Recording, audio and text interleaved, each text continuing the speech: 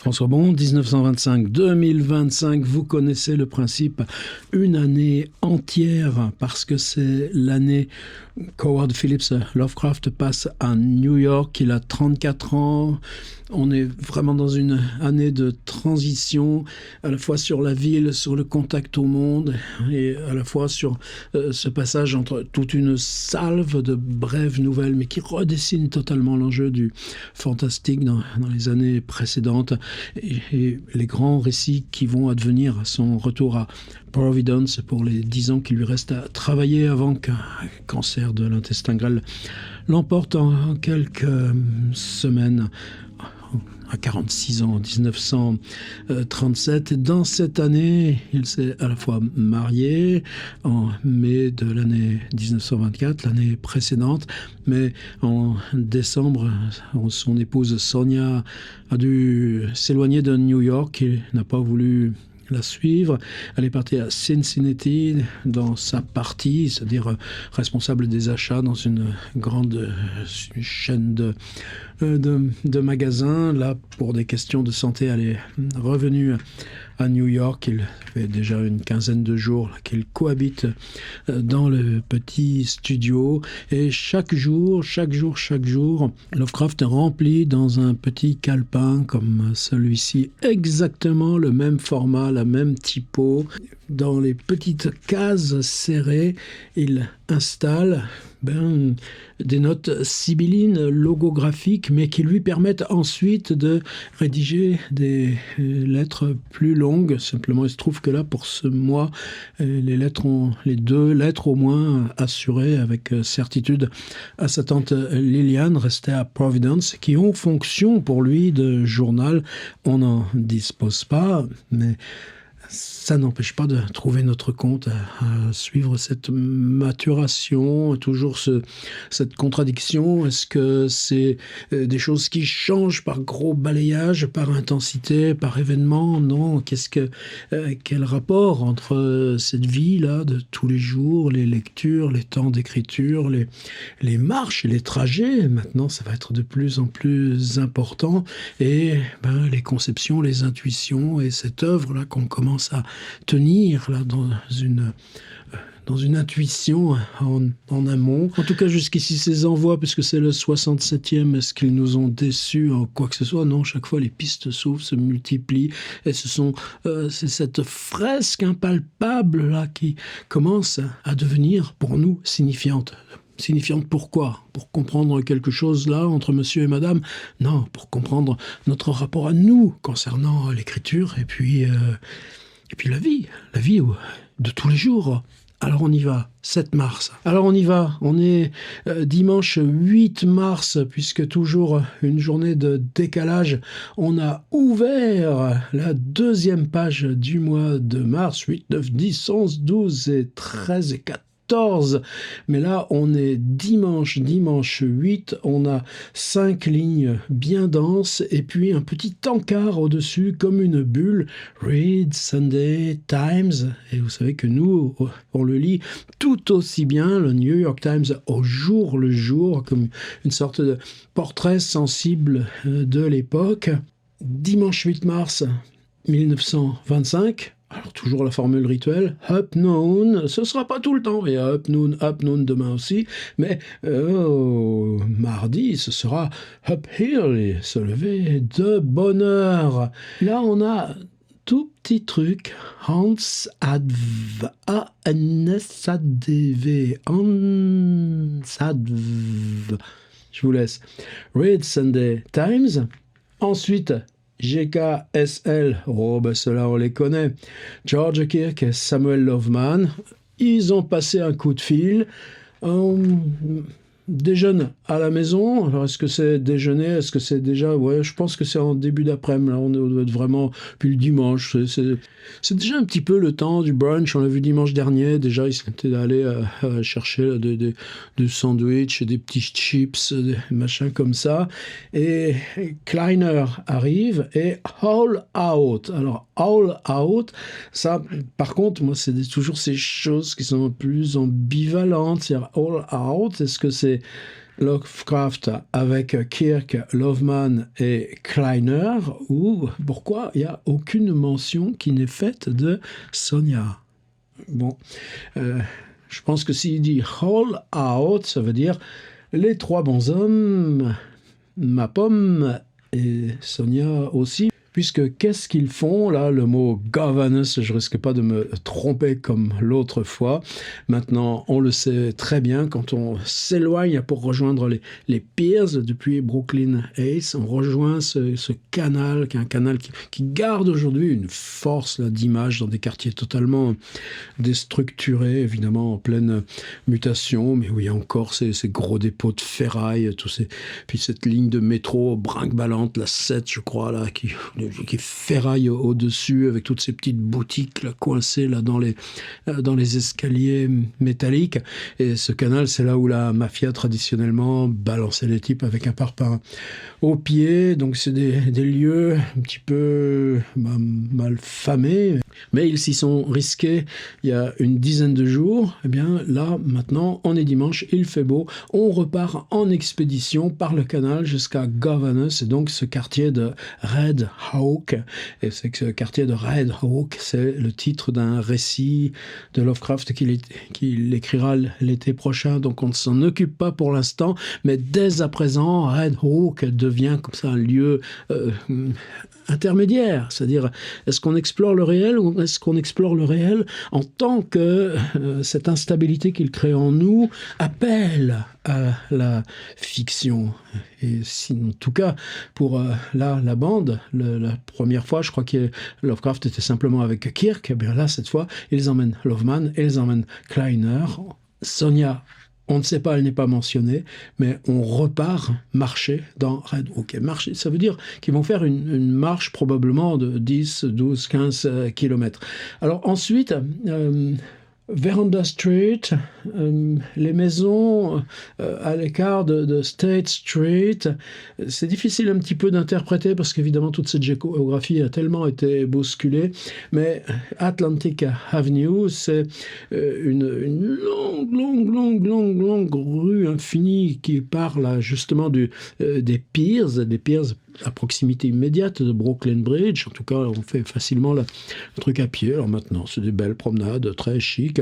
Ouais, mais à l'époque, c'est vraiment les piers. Et il y a effectivement des ferries là, et un ferry qui relie directement ce pier 6, là, donc en bas du centre de Brooklyn et avec accès au Brooklyn Bridge à Red Hook par cette espèce de boucle.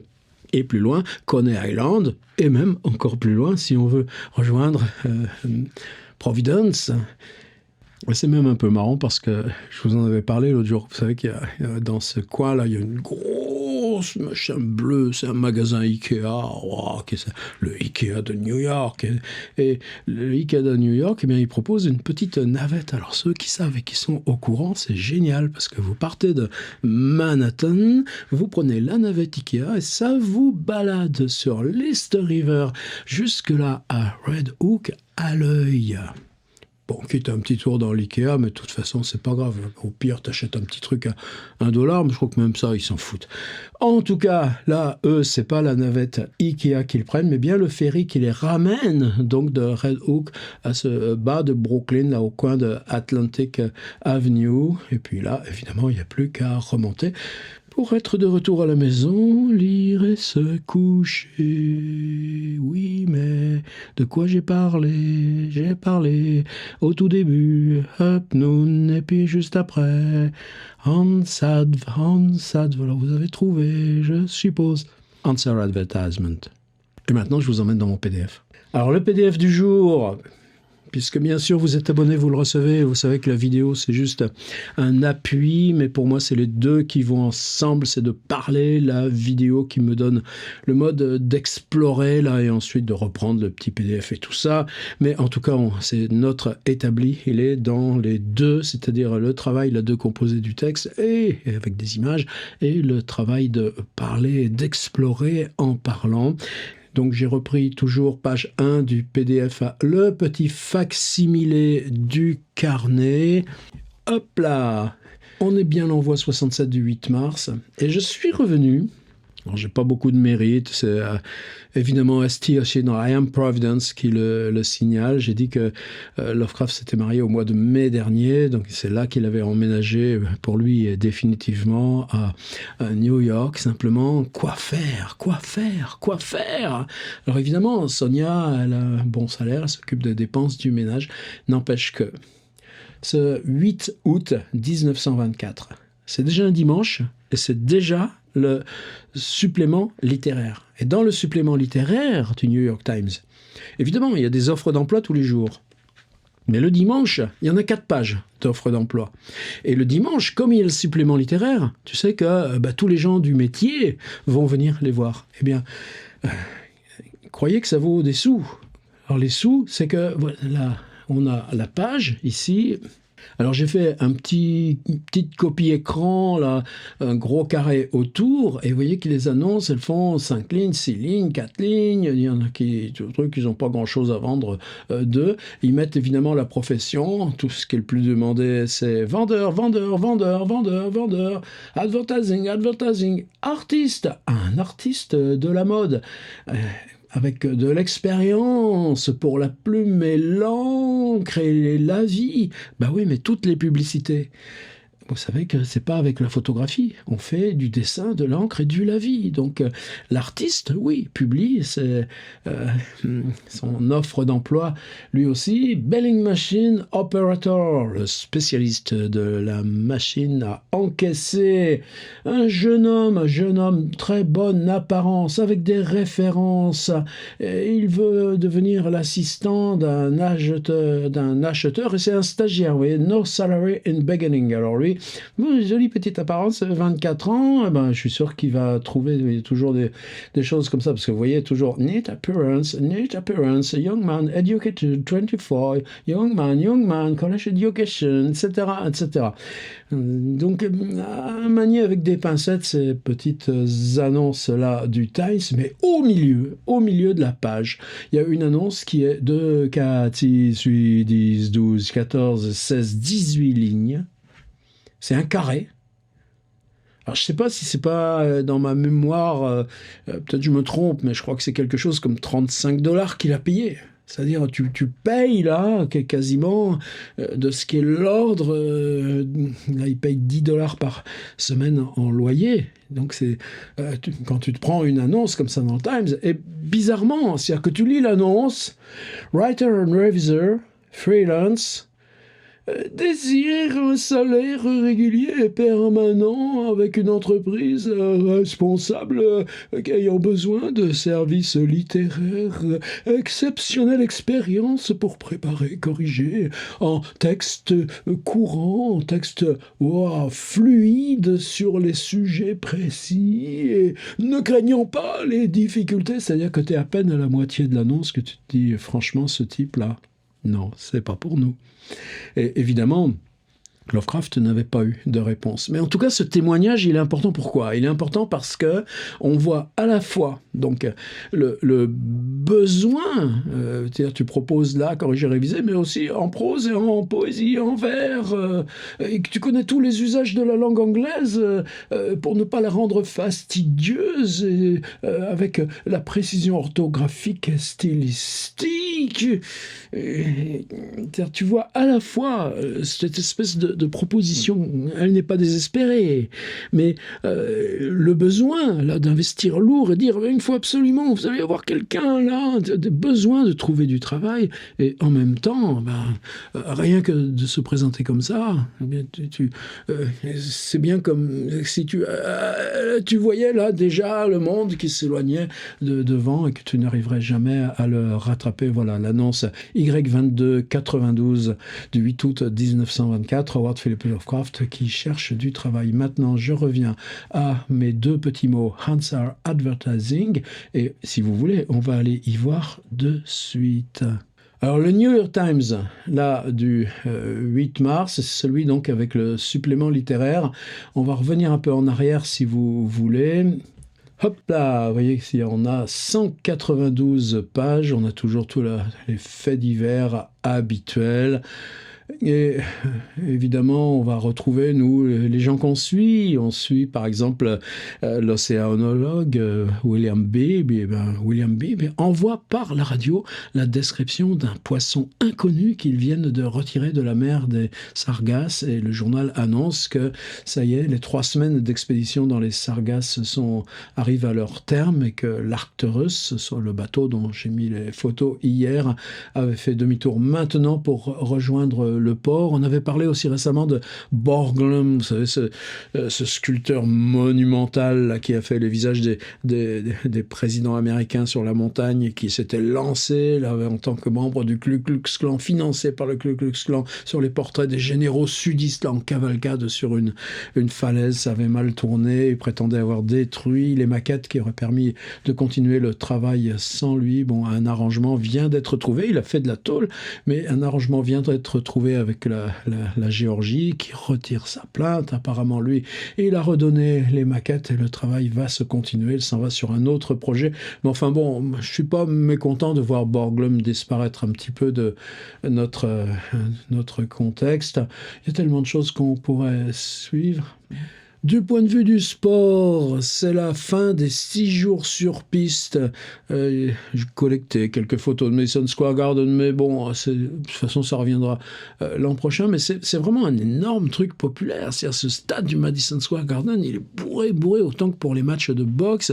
Puis pendant 6 jours, c'est une espèce de vie, de jour, de nuit, de bouffe, d'entrée, et tout ça. Donc, visiblement un monde. Et je pense que là, ce qu'on pourrait faire, là, l'équipe, là, j'ai trouvé des photos. Alors, mais les photos elles parlent pas, quoi. Tu vois des petits bonshommes là, qui pédalent sur un grand ovale avec de la foule. Je suis sûr qu'on doit pouvoir trouver des archives cinéma de ça. Et les archives cinéma, je serais bien curieux de les voir. Donc, en tout cas, fin des 6 jours sur piste au Madison Square Garden.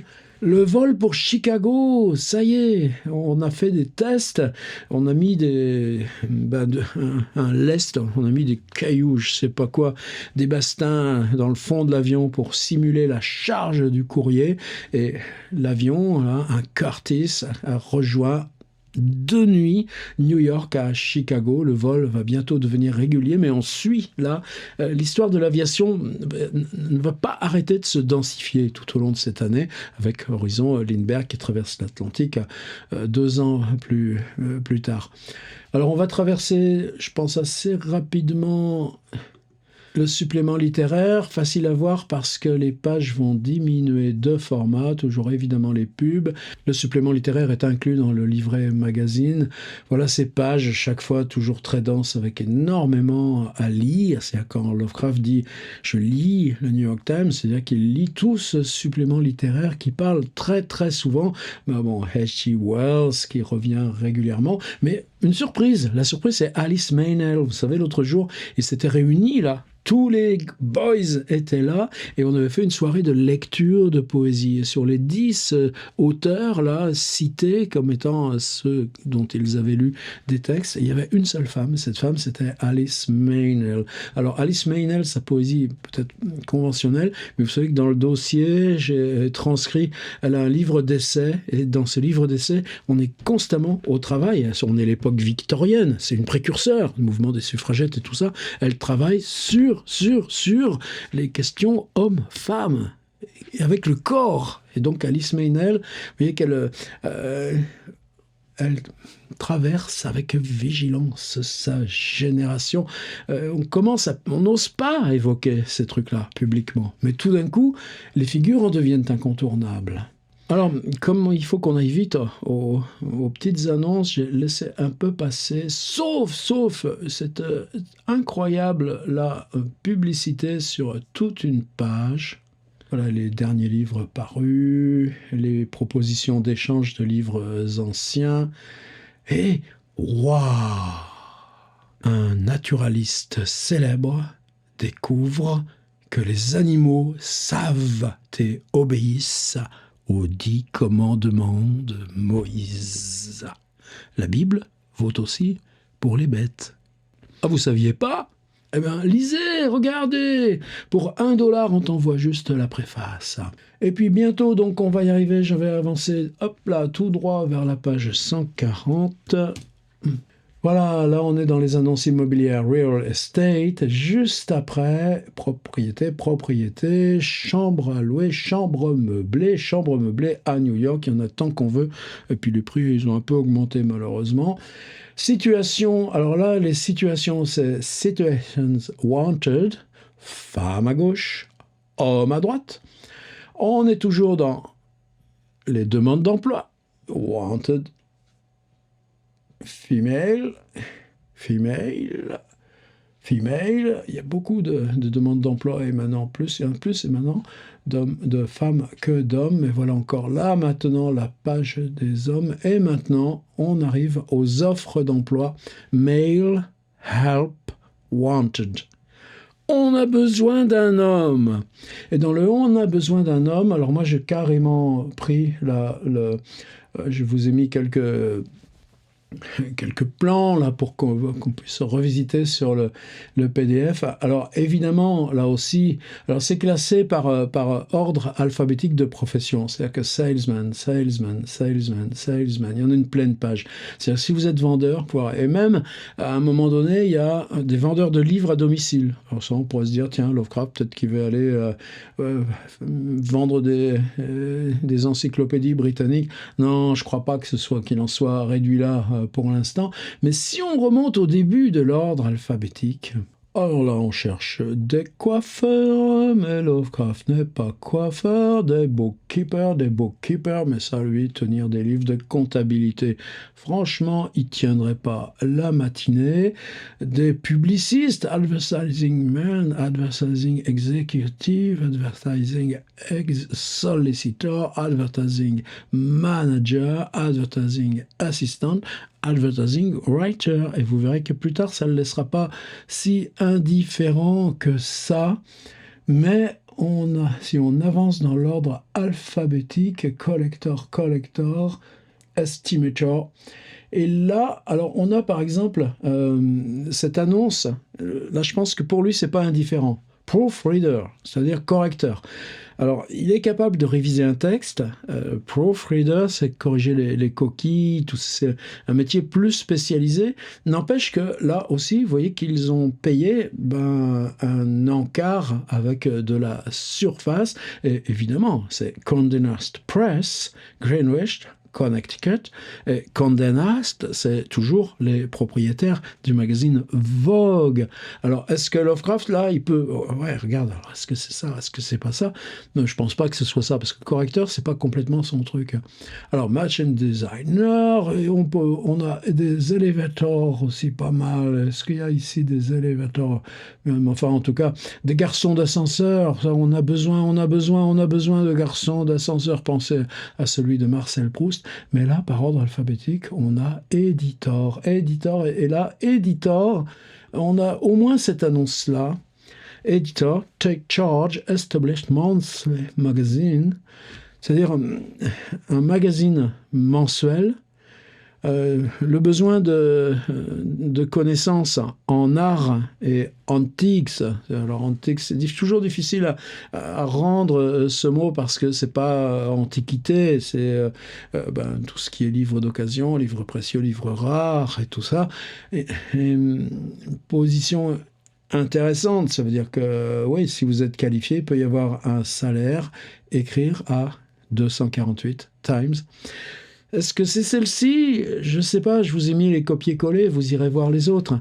Mais je pense que très probablement l'annonce à laquelle répond Howard Phillips Lovecraft quand il lit là le Times, c'est celle-ci, quoi. En plus, lui, c'est vraiment son cœur de métier, comme on dirait dans les supermarchés.